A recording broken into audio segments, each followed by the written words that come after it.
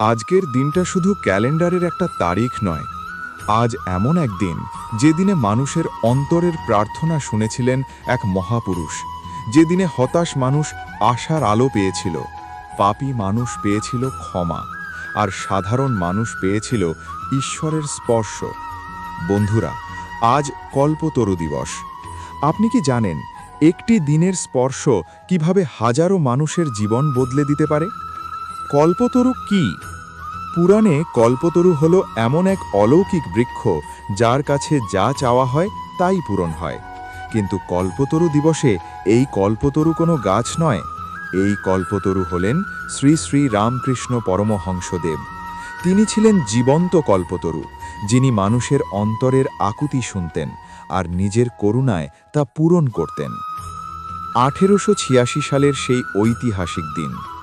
1886 সালের 1 জানুয়ারি, দক্ষিণেশ্বর মন্দির প্রাঙ্গণ।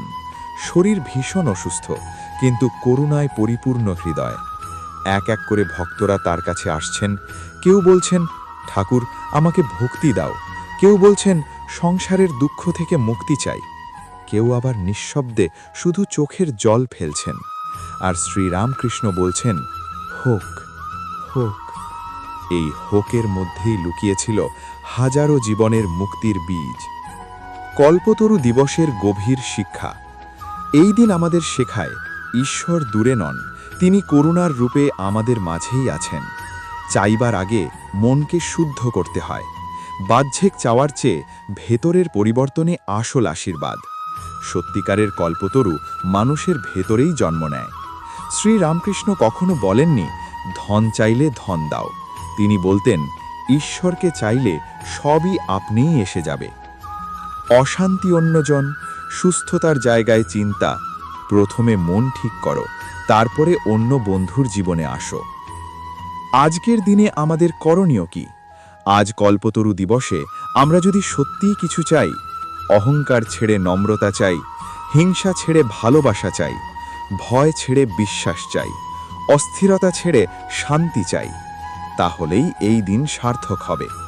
একটু চোখ বন্ধ করুন, মনের গভীর থেকে বলুন, হে ঠাকুর, আমাকে মানুষ করে দাও।